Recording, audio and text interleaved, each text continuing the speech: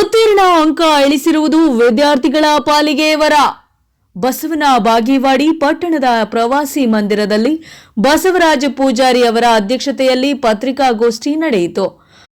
ಅನುದಾನ ರಹಿತ ಶಿಕ್ಷಣ ಸಂಸ್ಥೆಗಳ ಜಿಲ್ಲಾ ಅಧ್ಯಕ್ಷರಾದ ಬಸವರಾಜ ಪೂಜಾರಿ ಅವರು ಪತ್ರಿಕಾಗೋಷ್ಠಿ ಉದ್ದೇಶಿಸಿ ಮಾತನಾಡುತ್ತಾ, ಸರ್ಕಾರ ಶೈಕ್ಷಣಿಕ ರಂಗದಲ್ಲಿ ಪರೀಕ್ಷಾ ದೃಷ್ಟಿಯಿಂದ ಹಳೆಯ ಕೆಲವು ನ್ಯೂನತೆಗಳನ್ನು ಸರಿಪಡಿಸಿರುವುದು ಉನ್ನತ ಶಿಕ್ಷಣ ಪಡೆಯಬೇಕೆಂದು ಕನಸು ಕಾಣುವ ವಿದ್ಯಾರ್ಥಿಗಳ ಪಾಲಿಗೆ ವರವಾಗಿದೆ ಅಂತ ಹೇಳಿದರು.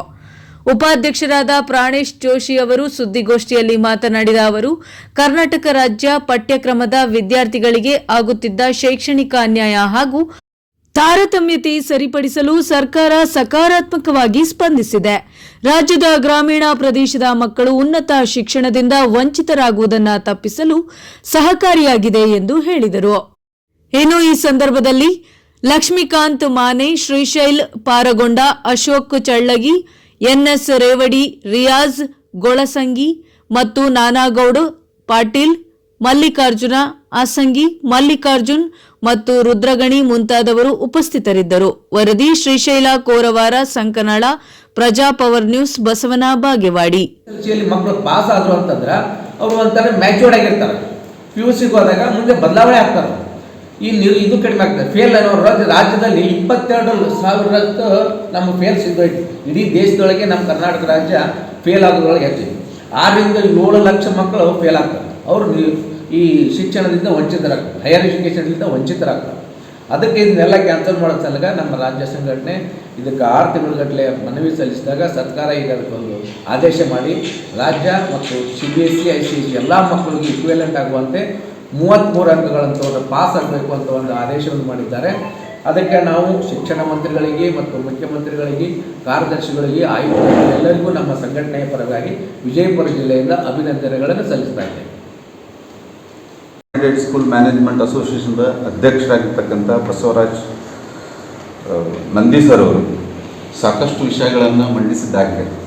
ಇಲ್ಲಿ ನಮ್ಮ ರಾಜ್ಯದ ಒಟ್ಟಾರೆ ಬಡ ಮಕ್ಕಳು, ಶ್ರೀಮಂತ ಮಕ್ಕಳು ಅನ್ನುವಂಥದ್ದೇನಿಲ್ಲ, ಒಟ್ಟಾರೆ ನಾಡಿನ ಎಲ್ಲ ಮಕ್ಕಳ ಉನ್ನತಕ್ಕಾಗಿ ಶಿಕ್ಷಣ ಒಂದು ಒಳ್ಳೆ ಮಟ್ಟದಲ್ಲಿ ಸರಿಸಮಾನತೆಯನ್ನು ಹೊಂದುವಗೋಸ್ಕರವಾಗಿ ನಾವು Vijayapura unaided school management association ವತಿಯಿಂದ ಈಗ ಸಾಕಷ್ಟು ಸರ್ಕಾರ ಅದರ ಬಗ್ಗೆ ವಿಚಾರಗಳನ್ನು ಮಾಡಿ ಸರ್ಕಾರ ನಮಗೆ ಒಂದು ಒಳ್ಳೆಯ ನ್ಯಾಯವನ್ನು ಒದಗಿಸಿಕೊಟ್ಟಿದೆ.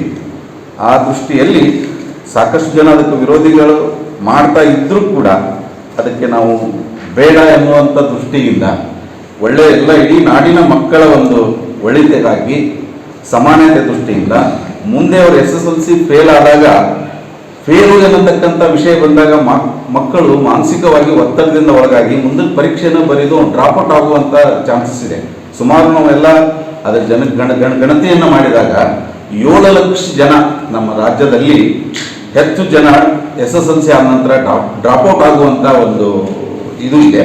ಅದಕ್ಕಾಗಿ ಆ ಶಿಕ್ಷಣ ಆ ಮಕ್ಕಳಿಗೂ ದೊರಕಬೇಕು, ನಾನು ಪಾಸಾದೆ ಅನ್ನತಕ್ಕಂಥ ಒಂದು ಆತ್ಮವಿಶ್ವಾಸ ಆ ಮಕ್ಕಳಲ್ಲಿ ಬೆಳಿಬೇಕು.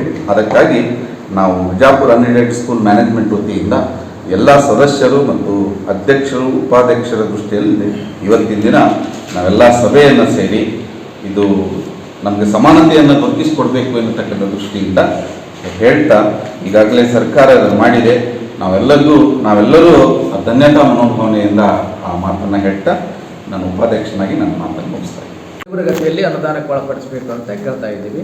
95ರ ನಂತರ ಶಾಲೆಗಳು. ಇನ್ನು ಎರಡನೇದಾಗಿ ಈ CBSE ಮತ್ತು ರಾಜ್ಯ ಪಠ್ಯಕ್ರಮದಲ್ಲಿ ತುಂಬ ವ್ಯತ್ಯಾಸ ಇತ್ತು. ಈ CBSE ಮಕ್ಕಳು ಏನು ಮಾಡ್ತಿದ್ರು, ಇಂಟರ್ನಲ್ ಮಾರ್ಕ್ಸು ಮತ್ತು ರಿಟರ್ನ್ ಕೂಡಿ 33 ಅಂಕಗಳನ್ನು ತೊಗೊಂಡ್ರೆ ಪಾಸ್ ಆಗ್ತಿದ್ರು. ಅದಕ್ಕೆ ಏನಾಗಿತ್ತು, ನಮ್ಮ ರಾಜ್ಯ ಪಠ್ಯಕ್ರಮ ವಿದ್ಯಾರ್ಥಿಗಳು 27 ತೊಗೊಂಡ್ರೂ ಫೇಲ್ ಆಗ್ತಿದ್ರು. ಈ CBSE ಏನಿತ್ತು ಕೇವಲ ಉಳ್ಳವರಿಗೆ ಅಷ್ಟೇ ಆಗಿತ್ತು.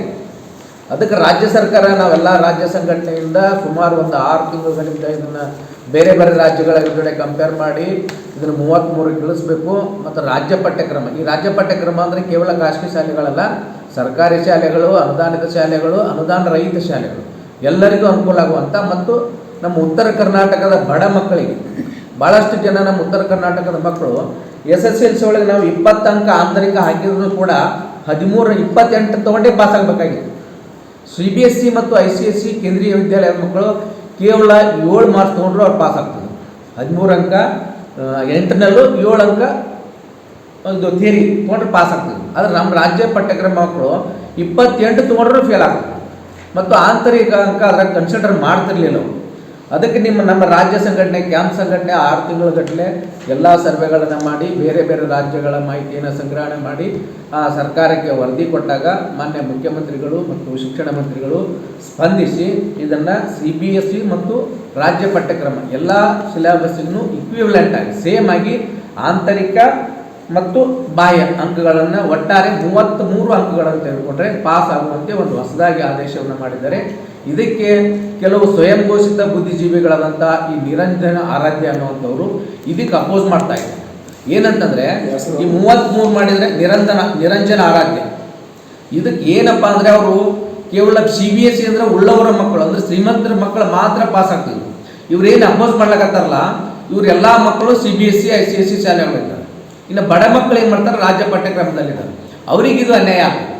ಈಗ ನಮ್ಮ ಉತ್ತರ ಕರ್ನಾಟಕ, ಹೈದರಾಬಾದ್, ಕರ್ನಾಟಕ ಅಂತ ರಾಜ್ಯ ಇದರಲ್ಲಿ ಭಾಳಷ್ಟು ಜನ SSLC ಫೇಲ್ ಆದ ಕೂಡಲೇ ಅವ್ರು ಏನು ಮಾಡ್ತಿದ್ರು, ನಿರುದ್ಯೋಗಿಗಳಾಗಿ ಅವರು ಬಾಲಾಪರಾಧಿಗಳಾಗ್ತಿದ್ರು, ಅವ್ರಿಗೆ ಬಾಲ್ಯ ವಿವಾಹ ಮಾಡ್ಲಿಕ್ಕಾಗ್ತಿತ್ತು ಮತ್ತು ಸಣ್ಣ ಮಕ್ಕಳೆಲ್ಲ ಕೂಲಿ ಕೆಲಸಕ್ಕೆ ಹೋಗ್ತಿದ್ರು.